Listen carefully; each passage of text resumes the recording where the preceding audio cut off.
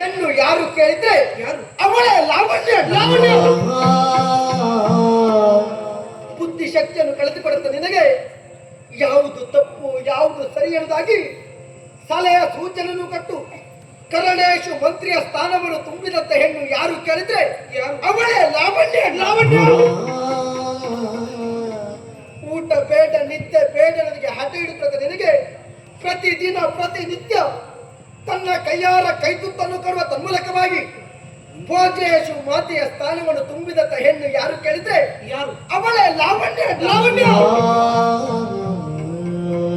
ನಿನ್ನ ಬದುಕಿನಲ್ಲಿ ಅಂಟಿಕೊಂಡಂತ ದರಿದ್ರ ಲಕ್ಷ್ಮಿಯನ್ನು ಪಡಿದಾಡಿಸಿ ಅದೃಷ್ಟ ಲಕ್ಷ್ಮಿ ಅಂತ ನಿನ್ನ ಬದುಕಿನಲ್ಲಿ ಒಲಿದು ಬಂದು ಪೂಜೇಶು ಲಕ್ಷ್ಮಿಯ ಸ್ಥಾನವನ್ನು ತುಂಬಿದಂತ ಹೆಣ್ಣು ಯಾರು ಕೇಳಿದ್ರೆ ಯಾರು?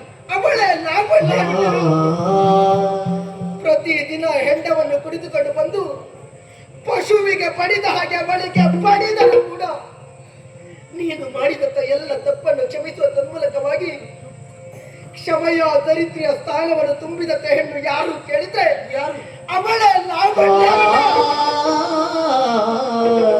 ನಿನ್ನ ಸೇವೆ ಮಾಡುತ್ತಾ ತನ್ನ ಗೆರುವಿದ ಹಾಗೆ ಪ್ರೀತಿ ಮಾಡುವುದಕ್ಕೆ ಮುಂದಾದ್ಲು. ತನ್ನ ಮನವನ್ನು ಮಾತ್ರ ನಿನಗೆ ಅರ್ಪಿಸಿದ್ದಲ್ಲವಣ್ಣ, ಮತ್ತೆ ಮನದ ಜೊತೆಗೆ ತನ್ನ ತನುವನ್ನು ನಿನಗೆ ಅರ್ಪಿಸಿ ಶಯನೇಶು ರಂಭೆಯ ಸ್ಥಾನವನ್ನು ತುಂಬಿ ನಮ್ಮ ಮನೆತನದ ವಂಶ ವಲ್ಲರನ್ನು ತನ್ನ ಉದರದಲ್ಲಿ ಹೊತ್ತಂತ ಹೆಣ್ಣು ಯಾರು ಕೇಳಿದ್ರೆ ಅವಳೇ ಲಾವಣ್ಯ. ಸವೀಣೆ ಭಕ್ತಿಯ ಮೀಟೆ ಹೊಸಗಾನ ಮಾಡಿದೆ ಬಾನಲಿ ಮಂಜಿದ ಶಶಿರ ಮನವ ಬೆಳೆಯುತ್ತೆ.